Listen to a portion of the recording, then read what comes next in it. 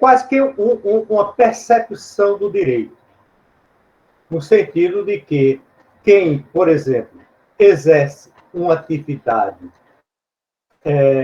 intelectual, médico, um advogado, eles não estão no exercício dessa atividade prioritariamente visando lucro. Não é uma relação sob o ponto de vista de lucro, sob o ponto de vista jurídico, enfatizando mais ainda, a relação em que aquele profissional intelectual, na sua relação com o seu cliente, que é direta, procurar extrair lucro dessa relação. Eu quero que vocês entendam isso. Porque, por exemplo, o advogado, quando tem os seus clientes, ao cobrar, por exemplo, por uma ação, Mirela, por favor, pode dizer. Não, professor, eu bati aqui sem querer, porque eu não tô... Certo. Ele, nessa relação com o seu cliente, ele não está ali a fim de obter um lucro nessa relação. Ele está buscando, é por isso que tem prestar um serviço e desse serviço que é remunerado, ele tira seus honorários. Então, essa é uma noção que ela, sob o ponto de vista da economia, ela se apresenta distorcida, porque, evidentemente, no caso da economia, a percepção de lucro é você observar o gasto, as despesas com essa atividade e o que é receita para ele. Então, é uma diferença entre receita e custo, que, nesse caso, você tem, pode dizer, uma receita líquida, que é justamente o que aquele profissional ele irá receber da prestação de serviço. Ora, essa noção de lucro econômico, ela cai precisamente também na atividade empresarial, na atividade de um agente intelectual. Uma pessoa que exerce advocacia, uma assistência contábil, um administrador individual, enfim. Em todas essas situações, há um gasto e uma receita. A diferença, você pode chamar os honorários que cobrirão as despesas e terá, então, aí uma forma de realizar as condições objetivas para aquele profissional ele se sinta incentivado a prosseguir na sua atividade.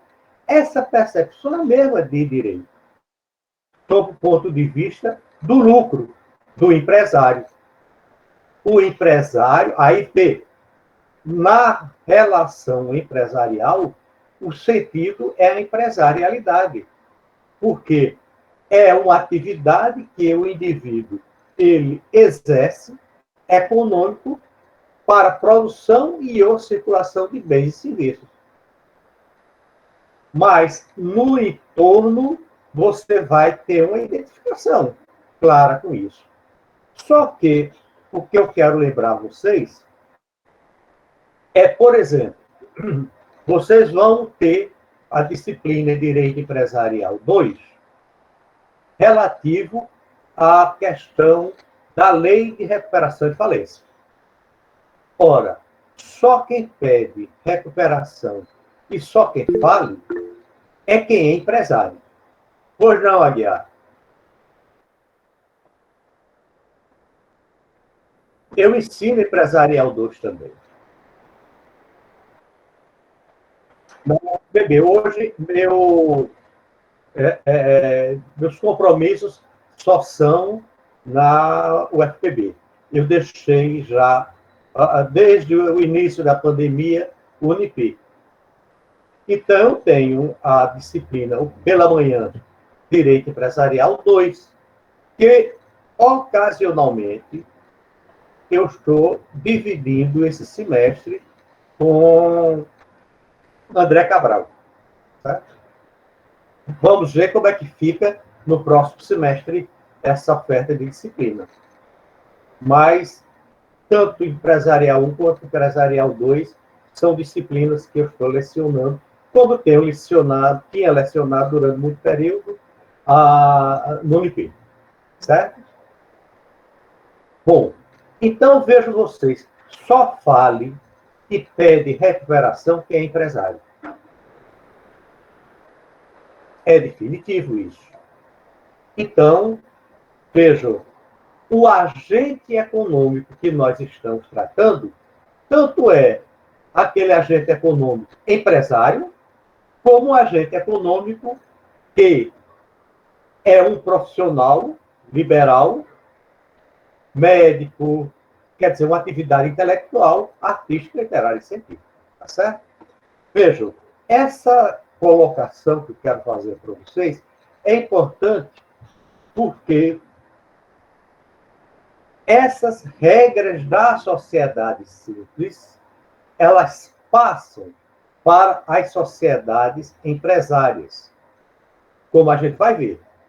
Então, a última parte que nos falta de sociedades limitadas, ou melhor, sociedades simples, é a que diz respeito à figura de um agente econômico chamado liquidante.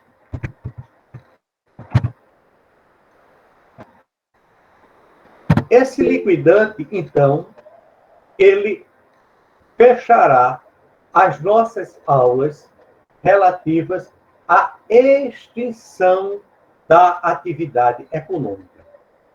Então, vamos ver o conceito de liquidante.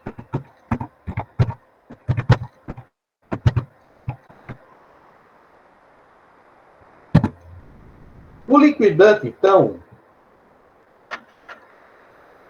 é uma figura central no que diz respeito ao procedimento de extinção de uma sociedade, seja ela simples, seja ela uma sociedade empresária. É diferente o liquidante do administrador. Quando você tem, por exemplo,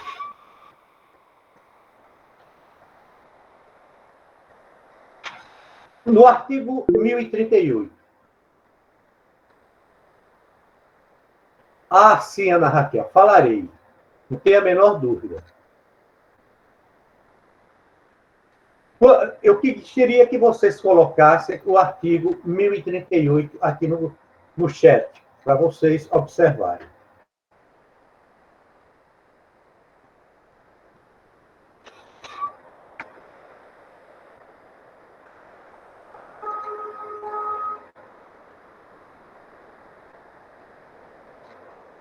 Então, vejam vocês o seguinte.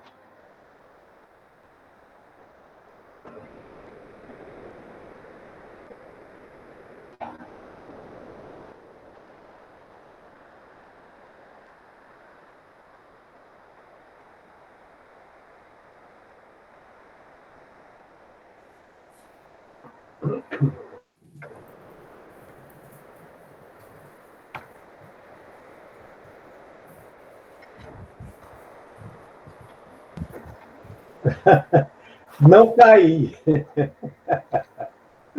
É porque eu fui tirar, eu desliguei a câmera para tirar o quadro que estava ali fora do lugar.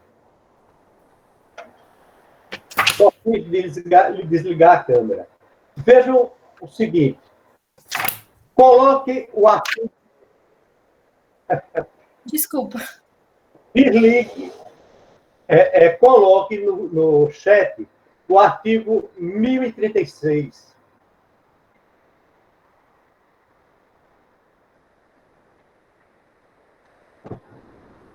Para todos acompanharem. Olha, aí aquilo que você perguntou a respeito de que eu tinha terminado dissolução parcial e não dissolução total. Ocorrida a dissolução, quando está aqui colocada no artigo 1036, ocorrida a dissolução, significa dizer aquela dissolução total. O que é a dissolução total? A dissolução total é a dissolução em que todos os laços contratuais são desfeitos. Certo? Então, é aquele momento que eu tinha me referido a vocês como um ato complexo que envolve, primeiro, a dissolução, sentido estrito. Solução em sentido estrito significa o quê? A paralisação das atividades econômicas. A sociedade só prossegue para que ela possa solucionar contratos ainda não cumpridos, contratos em andamento. Então, é uma espécie de morto-vivo. Ela está viva para quê? Para concluir negócios jurídicos inconclusos. Mas ela está sendo dissolvida. E, neste caso, haverá um segundo ato, que é o ato de liquidação. O que é o ato de liquidação? É o ato no qual os ativos são vendidos para pagar passivo. Por quê? Você só pode pagar as dívidas mediante dinheiro. Então, a liquidação, ela tem esse caráter de venda daqueles bens que não são considerados dinheiro. São bens móveis e imóveis que deverão, então, serem vendidos, liquidados, para, com o dinheiro, pagar os credores. Ficou claro? Eu vou colocar aqui a noção de liquidação. De quem é? Ótimo. Então, veja, a dissolução total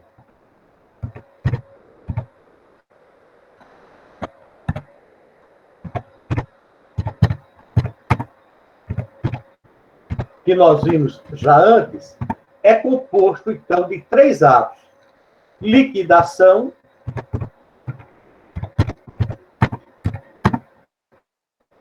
ou melhor,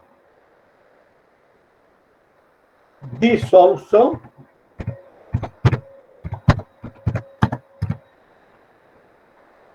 liquidação e partilha. Esses atos, então, integrarão esse procedimento de dissolução total da sociedade empresária e da sociedade simples. Vejam que tanto a sociedade simples quanto a sociedade empresária têm a constituição mediante a personalização, o contrato levado para arquivamento. Surge, então, uma pessoa jurídica, é personalização. A dissolução total é despersonalização. É a extinção da pessoa jurídica. Ficou claro? E que é composto por 3 atos complexos: dissolução, liquidação e partilha. A dissolução, como eu disse a vocês, é o encerramento das atividades, mas de forma a que essa dissolução não se dê abruptamente.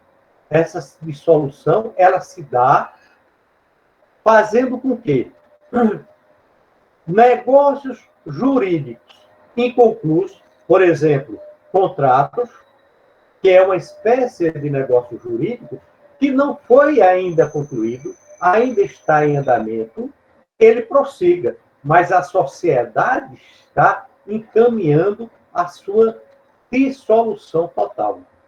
Ora, e o fulcro, o núcleo dessa dissolução total é a venda do ativo para conseguir dinheiro e pagar o passivo. Se resta dinheiro, haverá o terceiro ato, que é a partilha. Os sócios receberão essa sobra de acordo com a sua participação no patrimônio societário. Então, naquela nossa composição social, Maria, José e João. Maria tem 40%, José 30%, João 30%. Da partilha dessa sobra, eles receberão proporcionalmente a sua posição na formação do capital social da empresa, que é, então, neste caso, o seu haver em termos do patrimônio líquido do empreendimento. Ficou claro? Alguma dúvida? Então, esse é o ato dissolutório. Professor? Diga, Fernanda. Bom dia. O senhor pode repetir, por favor? Essa última parte, os sócios eles recebem proporcionalmente a sua posição. Aí tem o que depois disso? Ótimo, Fernanda. Esse terceiro ato, que é a partilha, é do que foi sobra do pagamento do passivo, né, das dívidas. Essa sobra será partilhada entre os sócios numa Assembleia Geral de Dissolução da Sociedade. Então, haverá uma ata em que a partilha será distribuída entre os sócios de acordo com a participação patrimonial de cada um deles. E, então, essa ata de partilha na Assembleia Geral dissolutória deverá ser levada a registro. Ora, o registro é o ato final, o grande finale, em que haverá, então, a despersonalização da sociedade, a sua desconstituição, a extinção da personalidade jurídica. Ficou clara, Fernando? Ficou assim, professor. Obrigada. Daniel levantou a mão, Aguiar também. Diga. Professor, então o sócio de indústria não recebe nada dessa partilha, já que o senhor falou só que aqueles que contribuíram, né? Sim, sim. Não tenha dúvida, mas você vai entender. Obrigado. Porque, veja, o sócio de indústria é um sócio escolhido para prestar serviço. Então, a sociedade está extinguindo. Então, em termos bem mais conceituais, se a sociedade está se extinguindo, ele, então, não está mais prestando serviço. É evidente, Daniel, foi muito interessante essa sua observação, que a gente diz de forma muito taxativa, mas haverá, evidentemente, algum entendimento dos sócios capitalistas com esse sócio de indústria. Pode ser até que eles abram mão, mas isso é um acordo privado em que a lei não estabelece a obrigatoriedade. Ficou claro? Aguiar. Ótimo. Então, prosseguindo. Esse ato de dissolução total, de quebra de todos os laços contratuais, é colocado, é dirigido por uma determinada pessoa. Quem é essa pessoa? Aí eu vou voltar ao artigo 1036. Ocorrida a dissolução, cumpre aos administradores providenciar imediatamente a investidura do liquidante e restringir a gestão própria aos negócios inadiáveis, vedadas novas operações pelas quais responderão solidária e ilimitadamente. Que isso significa dizer: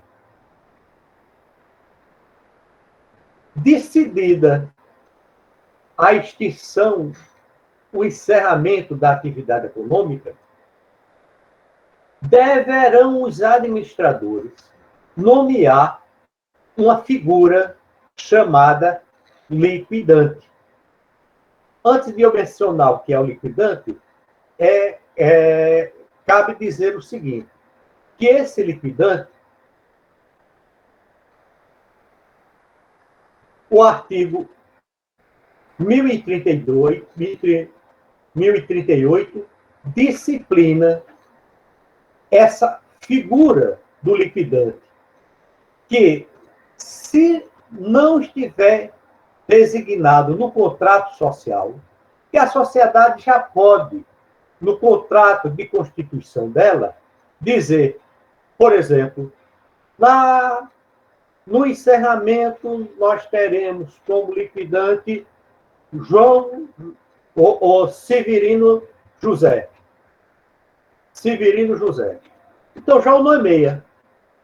Como esse liquidante poderá também ele ser escolhido como uma pessoa estranha à sociedade para que ele faça esse procedimento dissolutório. Então, voltando, a figura do liquidante é uma pessoa que terá a missão, a função de encerrar, dissolver nesse procedimento complexo, dissolução, liquidação e partilha, a sociedade. Então, esse liquidante ou é escolhido já no contrato de constituição da sociedade ou em ato separado, podendo ser pessoa do quadro societário ou podendo ser pessoa estranha à sociedade. E, neste caso, ele terá a missão de, ao exercer o encargo de liquidar, lhe é vedado novas operações. A única missão dele é, vejam, concluir negócios jurídicos inconclusos, vender ativo para pagar passivo e prestar conta desse procedimento na Assembleia Geral de encerramento da atividade econômica, da sua função, da sua tarefa em extinguir, liquidar aquela sociedade. E, havendo sobra, a sobra será partilhada pelos sócios de acordo com sua participação na formação do capital social. Então, esse liquidante, ele tem essa função restritiva. Ele não pode dar de forma autônoma, salvo consentida pelos demais sócios, a continuidade de novos negócios. Ficou claro? Daniel.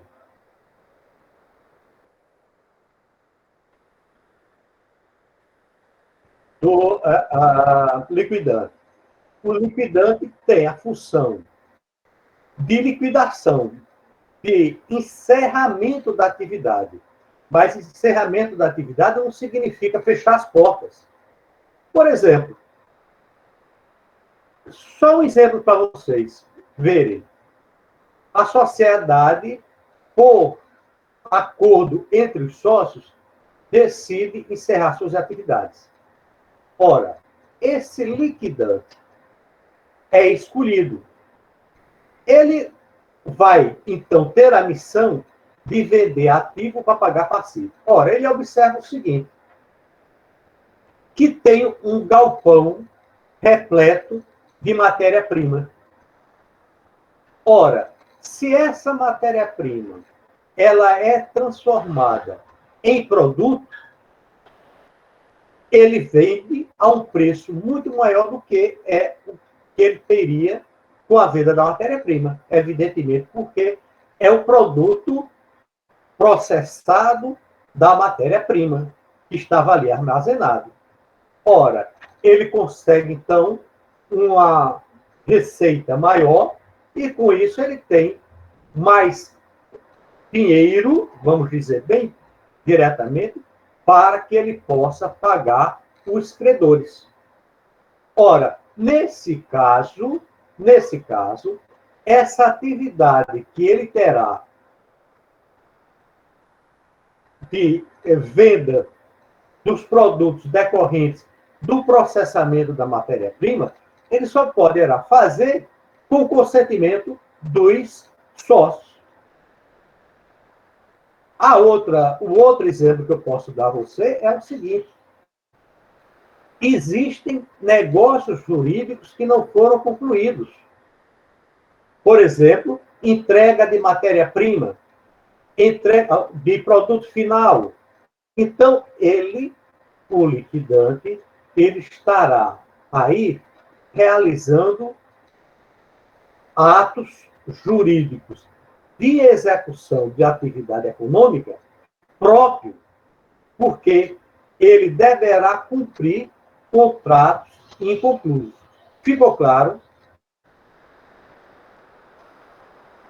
Ficou claro, Daniel? Então, veja. Ele, então, conseguindo levantar todo o acervo de ativo, ele vai vender esse ativo para conseguir dinheiro, que é o procedimento de liquidação. Diga, Daniel. Professor, exemplo, depois que o liquidante já fez a liquidação e já teve a partilha entre os sócios. Aí, exemplo, se caso tem algum devedor e ele não recorreu durante o tempo que estava sendo feita a partilha, depois que já foi feita essa partilha, ele pode recorrer e conseguir, tipo, o dinheiro, ou depois de feita a dissolução, não se pode mais recorrer e pegar o dinheiro que sobrou. O senhor entendeu a minha pergunta? Demais. Pertinente e o item a seguir que eu vou falar. Primeiro, eu quero que vocês entendam, então, que o procedimento dissolutório total é o rompimento de todos os laços contratuais, que é diferente, vejam, daquela situação que nós falávamos a respeito da dissolução parcial. A dissolução parcial é o rompimento de atos particulares de sócios em relação à sociedade ou da sociedade em relação ao sócio. Agora não. Agora a sociedade irá se extinguir. encerrará sua atividade totalmente, tá certo? Então, essa é a dissolução total. Quem, então, terá como função o exercício do encerramento da atividade é a figura do liquidante. Que ele será, então, escolhido por um contrato de constituição da sociedade no seu início, ou sendo também membro do quadro societário, ou então em um contrato em separado com relação a pessoa estranha ao quadro societário. E que aí ele terá todas as atribuições referentes à sua função de liquidante. Que quando nós estudarmos falência, a figura do liquidante é transformada no administrador judicial. Porque, em linha geral, esse liquidante, ele representa a sociedade nesse ato dissolutório. E ele se afigura como um administrador. Só que ele não é administrador. A função dele é específica. É de encerrar a atividade econômica, que é o ato de despersonalização. Ficou claro? Bom, vejam vocês o seguinte. Alguma dúvida a respeito da figura do liquidante? Então, só para Milena. Professor, eu não sei se o senhor falou sobre isso, é porque a minha internet está bem complicada hoje. Mas é sobre, por exemplo, o liquidante, ele vai fazer todo o processo lá de distribuir, vender os ativos para pagar os passivos, distribuir as questões, essas coisas, não é? Ele vai receber algo? Ah, sim. Ele recebe... Correto. Ele recebe, é remunerado para isso, e veja mais o seguinte, é o que a gente vai observar depois, bem de acordo com a dúvida de Daniel. Ele tem também responsabilidades. É tanto que no ato assemblear, na Assembleia de encerramento da atividade econômica, ele deverá prestar conta dos seus afazeres, do que ele fez no procedimento dissolutório, e os sócios deverão votar, deliberar pela aprovação ou não da prestação de contas do liquidante. Ficou claro, Milena? Ficou sim, professor. Então, ele vai ser pago à parte, não vai ter nada a ver com cota, tipo, ele não vai receber nada de cota, vai ser um pagamento à parte, né? Como se fosse um serviço. Não. No contrato em que ele é nomeado liquidante, haverá o ajuste de quanto ele receberá por essa função. Certo? Daniel.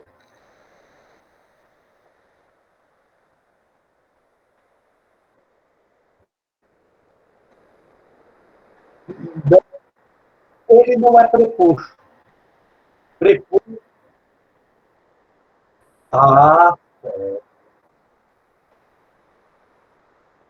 Corretíssimo. Porque, veja bem, é bom vocês fazerem esses questionamentos, porque vocês estão no início de direito civil. Vocês não viram uma parte do direito civil importantíssima, que é negócio jurídico. Negócio jurídico é pecuniário. E o principal negócio jurídico é o contrato. O contrato, ele é um ato lícito, deve ser, por base, um ato lícito e um objeto lícito, em que as partes contratantes expõe seus direitos e obrigações. Ali estará determinado todo o procedimento a ser tomado pelo liquidante. É tanto que você, no artigo 1105, vou colocar aqui, você tem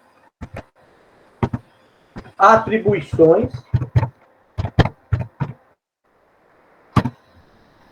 do liquidante. E ele recebe.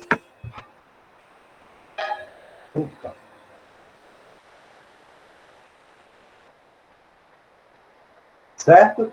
Então, essas atribuições do liquidante, no artigo 1105, diz respeito a que ele representa a sociedade, deverá alienar os bens e, sem estar autorizado a realizar novos negócios jurídicos, só poderá realizá-los mediante consentimento de quem? Dos sócios. Ficou claro, Daniel?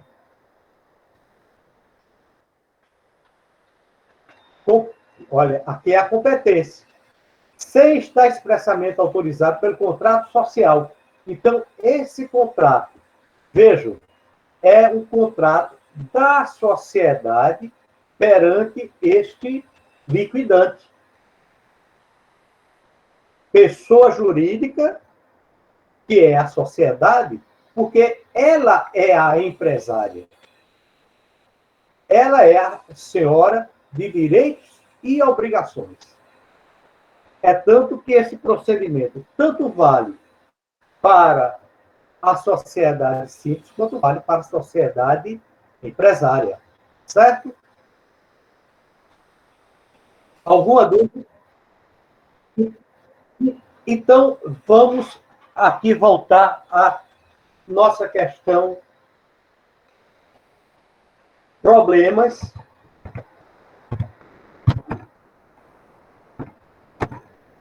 relativos à extinção da sociedade.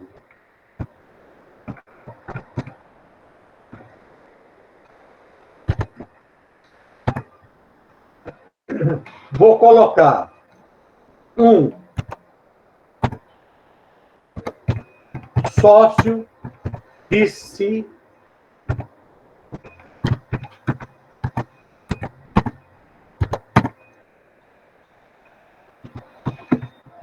credor insatisfeito.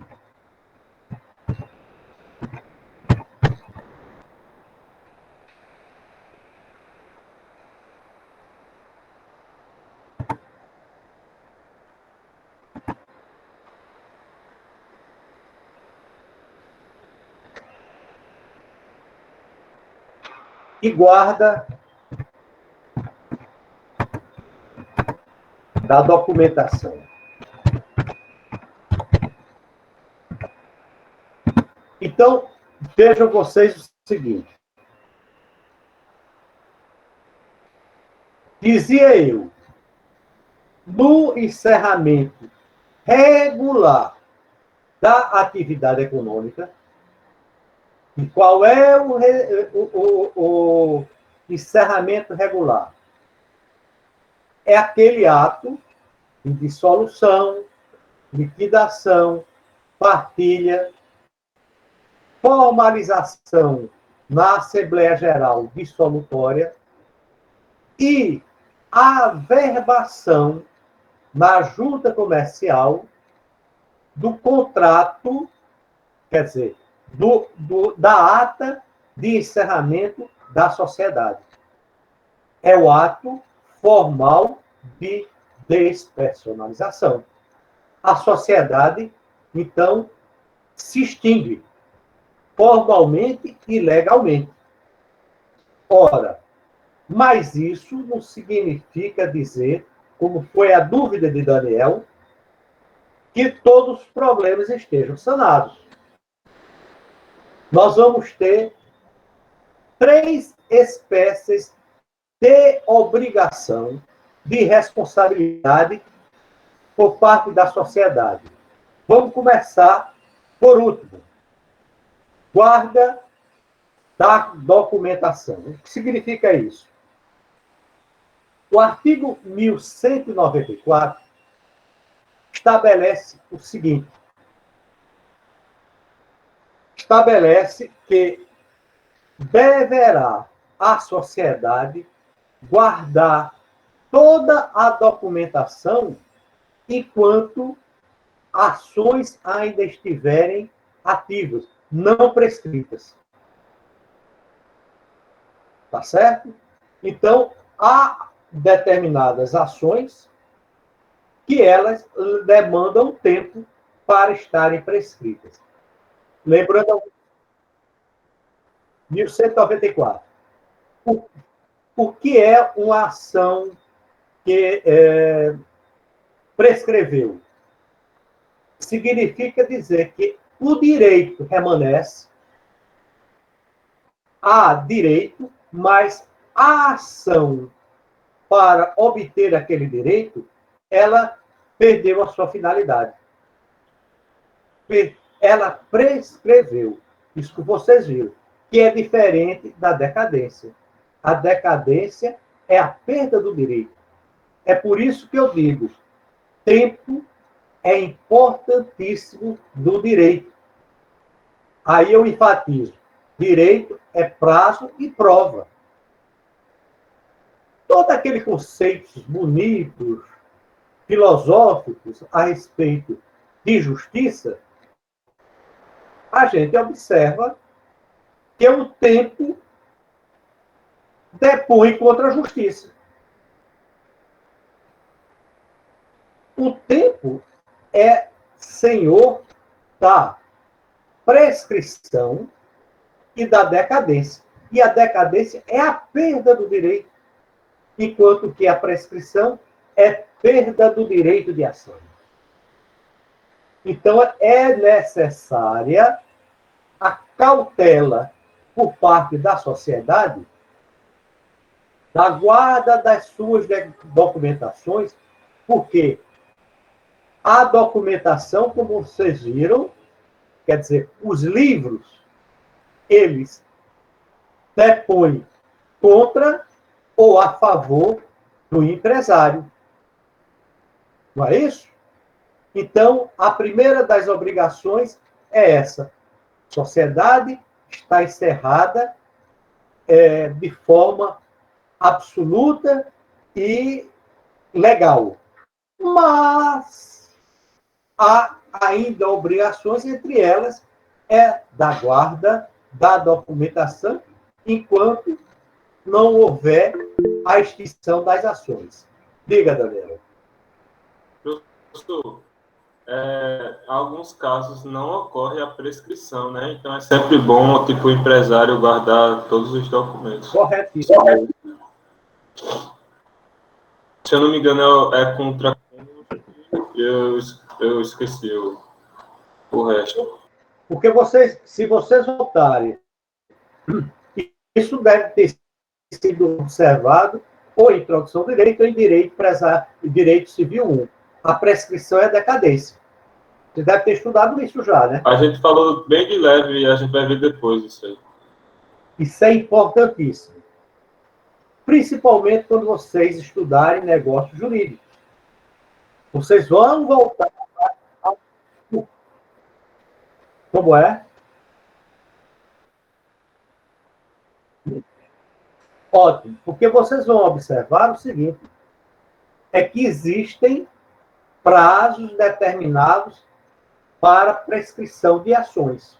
E isso está muito bem documentado no Código Civil, que é o direito de atos jurídicos serem prescritos ou decaírem.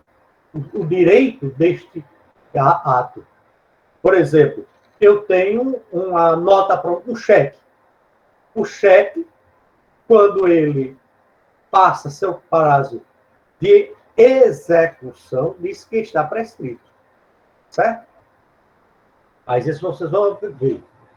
O que é o sócio, então, dissidente? A lei estabelece o seguinte: no prazo de 30 dias após a publicação da ata, o sócio dissidente terá direito de propor a ação que couber. O que significa isso? Eu disse a vocês que o liquidante, então, na Assembleia Geral, ele vai prestar contas das suas funções como liquidante, no que diz respeito ao encerramento da atividade econômica, e os sócios deliberarão sobre a aprovação ou não dessa prestação de contas. Ora, se porventura a aprovação se der com a dissidência de um determinado sócio, até 30 dias após a publicação da ata dissolutória, ele poderá entrar com ação contra a sociedade. É como se a sociedade ainda estivesse viva. Então, a ação é contra a sociedade. E deverá essa ação ser proposta dentro de até um ano após o ato de encerramento da sociedade. Caso contrário, essa ação estará prescrita. Ficou claro? Então, José... Eu não achei muito claro, não. O senhor poderia repetir, por favor? Quem quer falar? Iris, está me escutando, professor? Acho. Oi? Vocês estão me escutando? Estou escutando. Baixo. Ai, meu microfone é péssimo. Você pode, por favor, só repetir, porque eu não entendi muito bem. Ótimo. Vejam, eu estou falando de sócio dissidente. Quando a sociedade se encerra, o procedimento de encerramento é feito numa Assembleia Geral, em que o liquidante prestará contas do que foi a sua atribuição para encerrar a atividade. Solução em sentido parcial, restrito, a questão da venda do ativo para pagar o passivo, os credores, e havendo partilha, essa partilha será realizada no ato assemblear dissolutório. Aprovado por todos os sócios todo o procedimento, essa aprovação pode ser absoluta, quer dizer, todos aprovarem, mas pode haver um sócio que não concordou. Ora, publicada a ata de dissolução, dentro do prazo de até 30 dias da Assembleia, o sócio dissidente ele tem até um ano para entrar com ação que couber em relação à sociedade. Tá certo? Porque ele está aí, possivelmente, não se resignando no que diz respeito à prestação de contas. Digamos que ele acha que na partilha ele teve uma... Ele recebeu seus haveres a menos do que ele achava que tinha direito. Então, ele tem até um ano para entrar com ação contra a sociedade, porque ele obedeceu o prazo de até um ano após a ata publicada na junta comercial para encaminhar essa ação contra a sociedade. Ficou claro, Iris? Ficou sim, professor. Obrigada. Ótimo. Ótimo. É justamente isso, Maria Fernanda. O artigo 1109 e o artigo 1110, que estabelece a necessidade de entrar com a ação que couber, dentro do prazo de até 1 ano. A outra situação, ainda voltando a problemas que ocorrerão após a dissolução da sociedade, é o credor insatisfeito.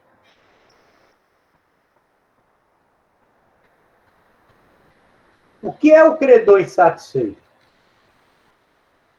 É aquele credor que se acha injustiçado no pagamento dos seus créditos, do seu, por exemplo, ele tem uma ação que foi paga, mas ele disse, olha, vocês me pagaram R$1 milhão, mas eu tenho direito, se colocar juro e correção monetária, a receber 2 milhões. Então, quem alega, prova. Ele tem, então, até 1 ano da publicação da ata de encerramento da atividade econômica para entrar com essa ação de cobrança. Agora, vejam o detalhe. Ele terá que acionar a ação em relação, primeiro, aos sócios que forem beneficiados na partilha, ou, inexistindo a partilha, contra o liquidante.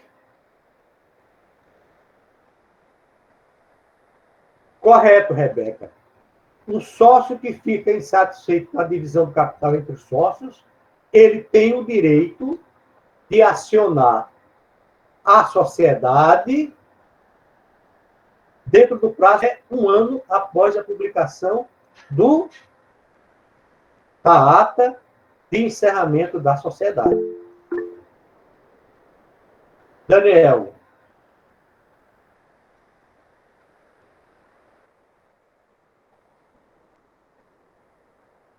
Hã?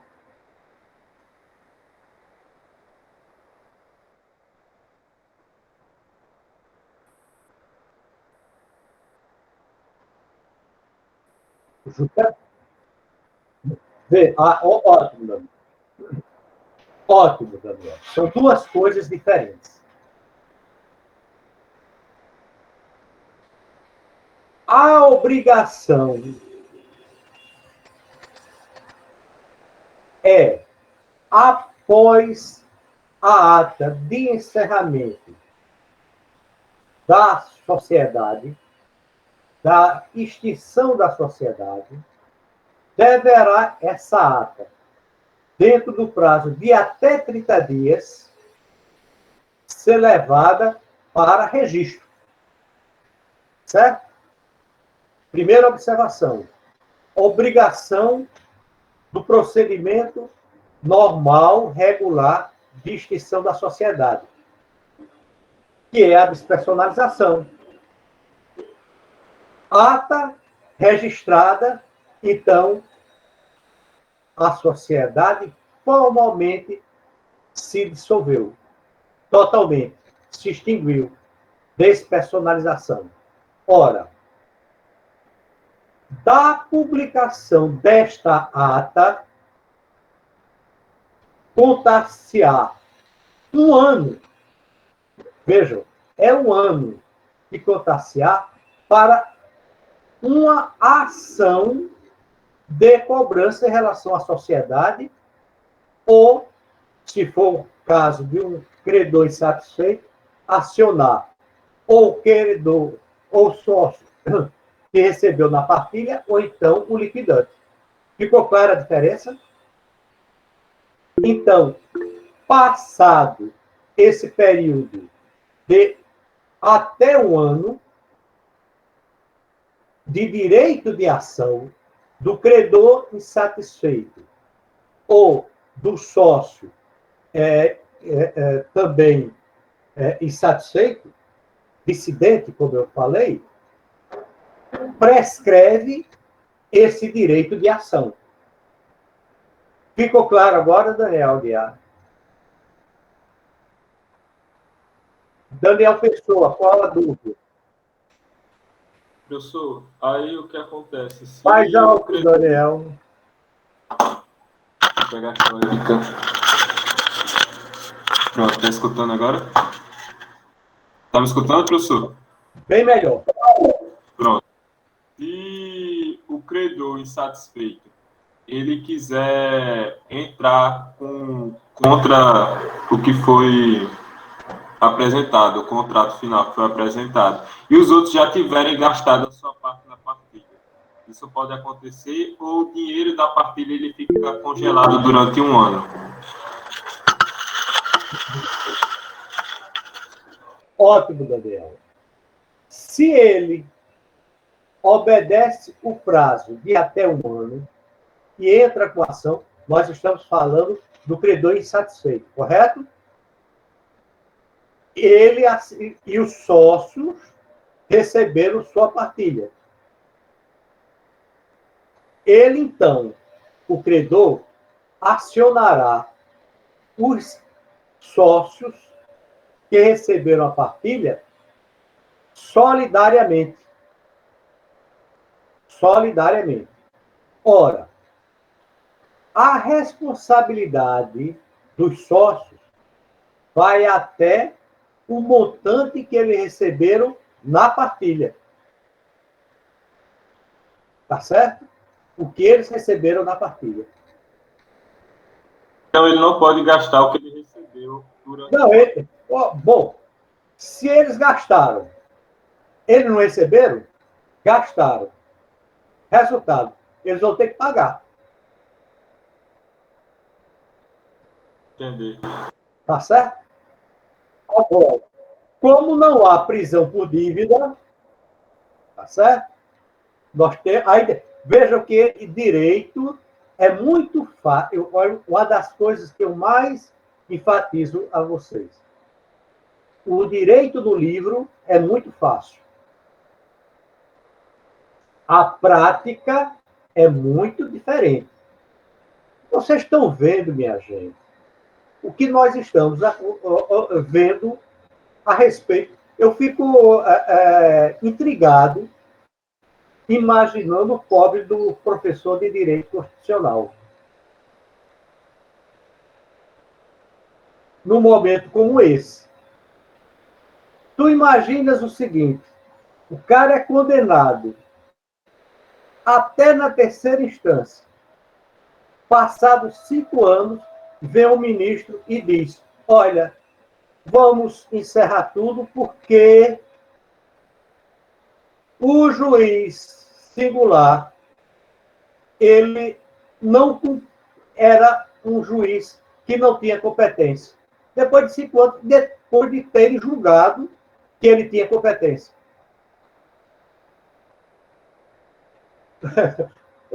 Vocês, eu estou muito a cavalheiro de tratar com vocês de direito empresarial, mas direito constitucional, nesse momento atual, penal, inclusive,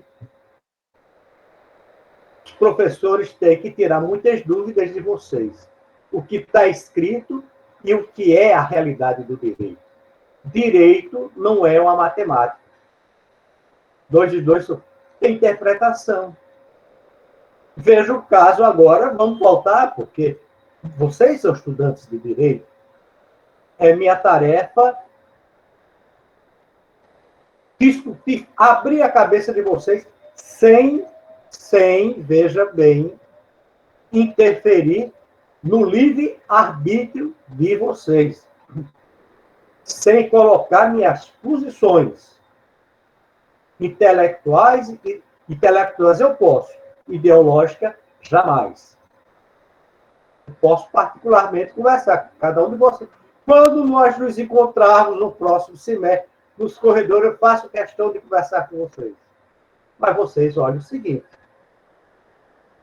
Interpreta-se, e muitas vezes, contrário à lei. Vocês, no direito penal, vocês estão vendo a tipicidade.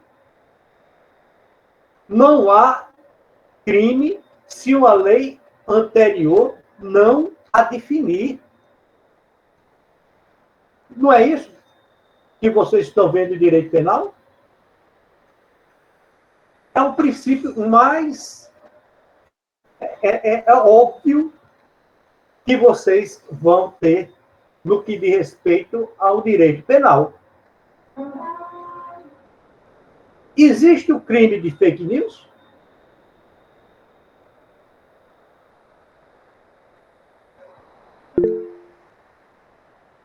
Vocês estão vendo, mas bom, deixo isso para vocês discutirem e o professor de direito penal que se vire para explicar essas coisas, tá certo?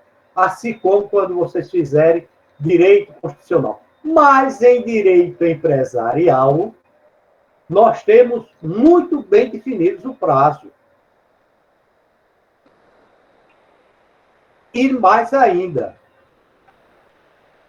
no que diz respeito à responsabilidade, se os sócios receberem dinheiro na partilha e houver credor insatisfeito, e ele acionar a justiça no prazo de até um ano após a publicação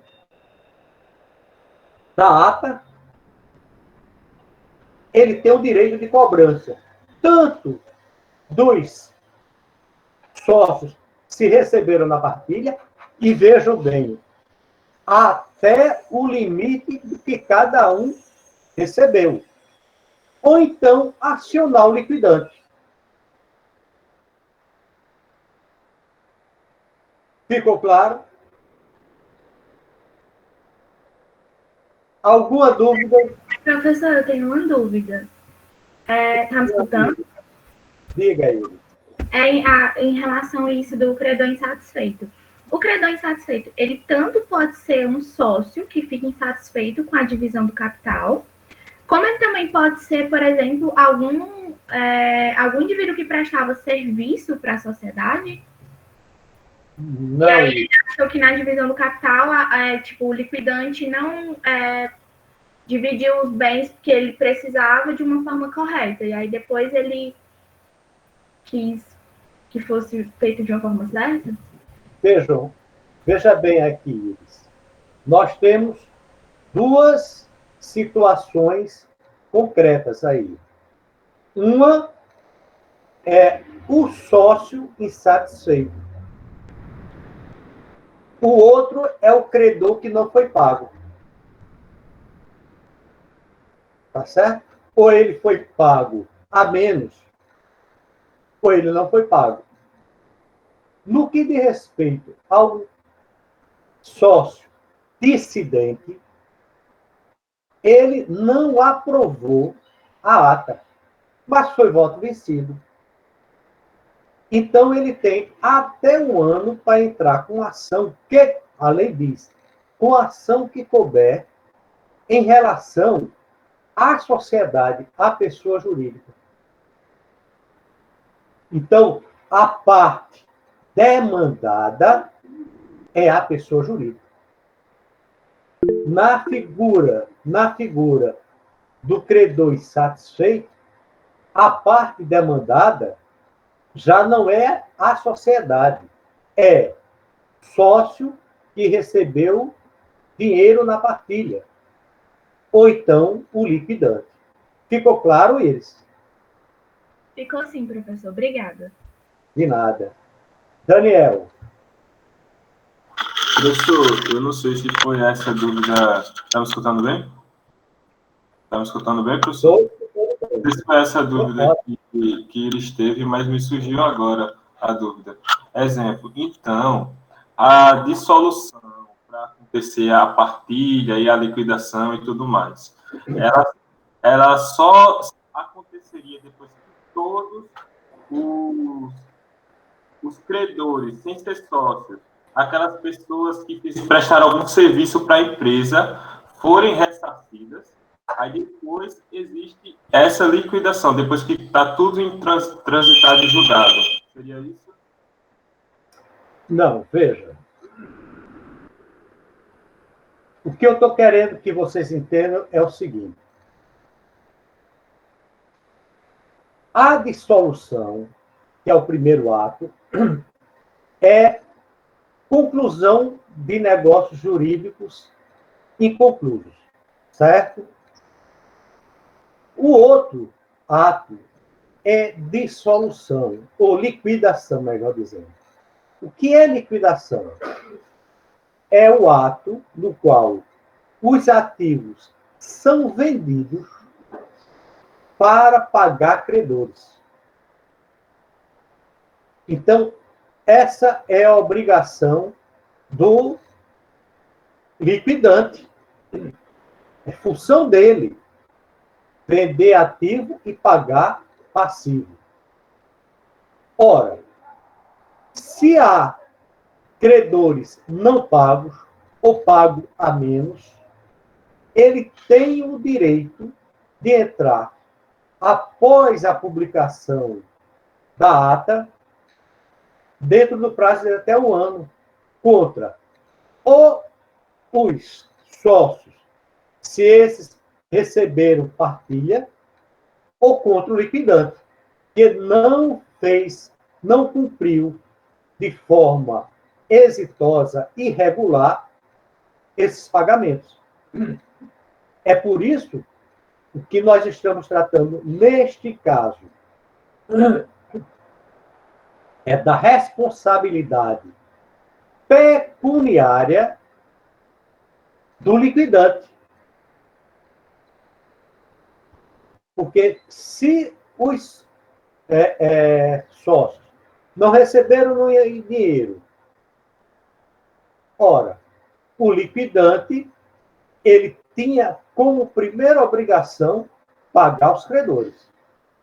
E aqui nós temos aquele detalhe, Daniel.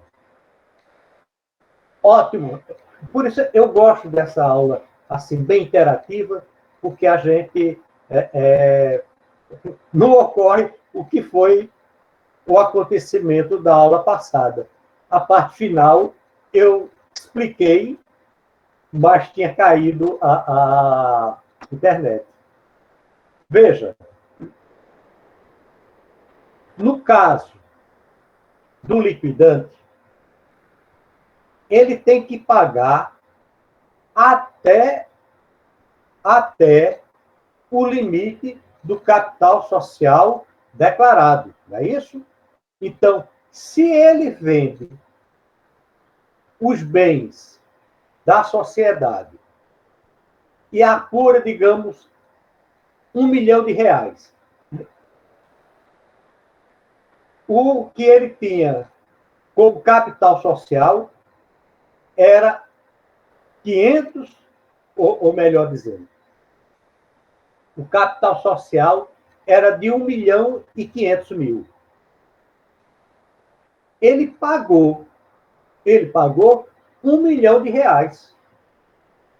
Então, a sociedade sendo limitada, os R$500.000 restantes, os credores insatisfeitos não podem acionar os sócios, se esses não forem contemplados na partilha. Eles, como eu costumo dizer, ficam a ver navios. Não são pagos, porque o limite da responsabilidade da pessoa jurídica vai até o capital social declarado. declarado e registrado. Ultrapassou. O que o sócio, o credor insatisfeito, ele poderá contestar é, por exemplo, que esse liquidante ele não agiu corretamente. Ele pode entrar com essa ação contra o liquidante, mas não contra os sócios. Porque os sócios não receberam nada. Ficou claro?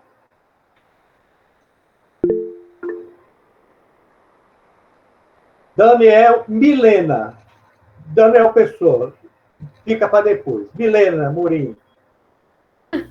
Professor, é porque eu não estou conseguindo. Eu estou e não estou ao mesmo tempo conseguindo diferenciar o sócio dissidente do credor insatisfeito, porque o senhor falou que o credor insatisfeito, no credor insatisfeito, a parte demandada é o sócio que recebeu o dinheiro na partilha, não é isso? Corretíssimo. Então, no sócio dissidente, qual é a diferença maior assim entre os dois? Milena, pontualmente, diga qual é a sua dúvida, que eu fiquei meio confuso. Não, é porque eu também estou confusa, professor. É porque no credor insatisfeito, o senhor falou que a parte demandada é o sócio que recebeu o dinheiro na partilha, correto? Então, você está vendo credor insatisfeito. Sendo que eu estou querendo fazer a diferenciação entre sócio dissidente e credor insatisfeito, entende? Ótimo. Vou repetir, então. O que é o sócio dissidente? É aquele que, na deliberação sobre a prestação de contas do liquidante, ele não aprovou a prestação de contas. José tem 30%, Maria 40% e João 30%. Maria e José aprovaram. João não. Então, João, que não aprovou a prestação de contas, após os 30 dias cumpridos, ele tem até 1 ano para entrar com ação que couber a ele a respeito do procedimento, do julgamento da prestação de contas do liquidante. Então, vejam, aqui a lei deixou em aberto. A questão pontual é que ele entrará contra a sociedade, tá certo? Contra a sociedade, discutindo o quê? A aprovação da prestação de contas do liquidante. É como se a sociedade... Bom, professor, exato. Diga. Ficou claro? Diga, Milena. É porque era exatamente essa questão. Ficou claro para você? Da sociedade. Certo. Vamos ver agora o credor insatisfeito. A ata foi aprovada e publicada dentro do prazo de 30 dias obrigatórios. Um credor insatisfeito, ele agora vai discutir dentro de uma ação que ele irá entrar dentro do prazo de até 1 ano contra. Então, as duas hipóteses. O liquidante, se não tiver havido partilha, quer dizer, sócios não receberam nada. Se os sócios receberam, contra os sócios, até o montante do que cada um recebeu na partilha. Ficou claro agora, Milena? Ficou assim, professor. Ótimo. Daniel, ou era pessoa Aguiar estava com dúvida? Professor, eu tenho uma dúvida, mas eu não sei se está muito ligada a esse assunto. Aí eu vou perguntar, se o senhor me diz se já viu ou se vai estudar depois, é que eu não estou lembrado. Exemplo, se alguém presta serviço à empresa, certo? Tipo, ele depois entra com ação contra a empresa. E a empresa era limitada, ou seja, o capital inicial de 1 milhão. Pronto. Aí, o que acontece? Os sócios... Eu não compreendi a sua dúvida. Cortou. Ficou baixo. Seu áudio não está bom. Minha webcam está lá do outro lado da mesa. Eu tô usando uma tela maior e se ficar perto da cara, dá dor de cabeça. Tá me escutando agora? Agora estou. Pronto, perfeito. Exemplo, se eu tenho uma empresa com mais 2 amigos, e, exemplo, o 60%, 30% e 10% é a nossa divisão. E o que acontece? A gente precisa pagar uma dívida. A dívida ela é paga proporcionalmente à cota de cada um, se isso passar do capital social. Entendeu mais ou menos a minha dúvida? Proporcionalmente a cota de cada um. Isso. Cada um é responsável pela sua participação no patrimônio societário. 60% e os outros distribuídos. Certo? Obrigado. Aguiar.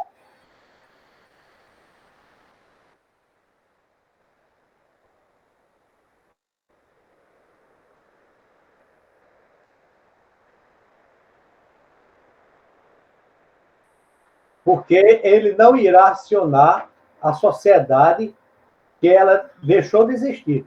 Vai acionar ou sócios, ou então liquidante. Sim. Não. É em conjunto se houver a partilha. Um sócio. Se não tiver a dívida... Não, peraí.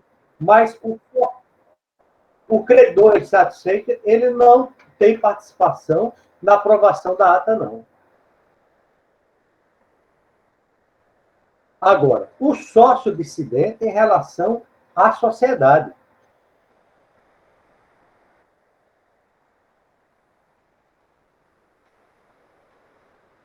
Veja, é como se ela não estivesse dissolvida. Daí, veja, é uma responsabilidade que se estende. É por isso, veja, que aquela obrigação de guardar a documentação tem que ser cumprida. Tá certo? A sociedade, ela não exerce a atividade, mas ela tem que cumprir, evidentemente, através da figura dos sócios, essa obrigação da guarda da documentação.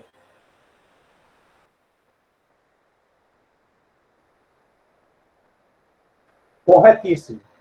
Corretíssimo. Certo? Minha gente, encerramos a parte de sociedade simples. Amanhã entraremos com a parte da sociedade limitada. Tá certo?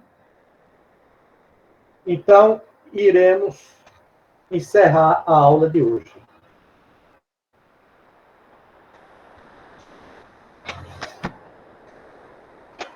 Alguma outra dúvida?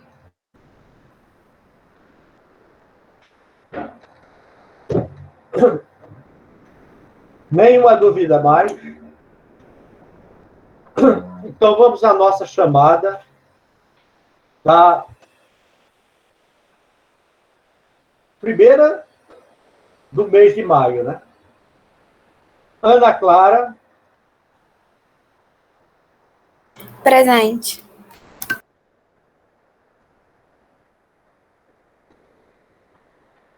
Antes de eu fazer a chamada, só uma observação. Vocês já viram que eu lancei as notas, né?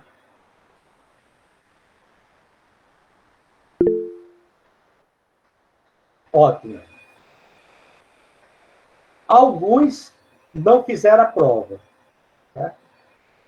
Então, todas as notas foram lançadas. Luana. Professor, a minha nota não saiu e eu enviei a prova. Ótimo, Luana. Eu fiquei preocupado justamente por isso. Por isso que eu estava querendo que vocês, antes de encerrar a aula, dissessem algo a respeito das notas. Luana, é o seguinte, e é para você, Luana, e para as pessoas que, por acaso, caíram na sua mesma situação. Você tem como me reenviar? Tenho sim. Ótimo, porque você cumpriu o prazo. Eu fico temeroso, porque muitas vezes isso ocorre, não vai para a minha caixa de mensagem, vai para a lixeira. Parece que Pablo está na mesma situação, correto, Pablo?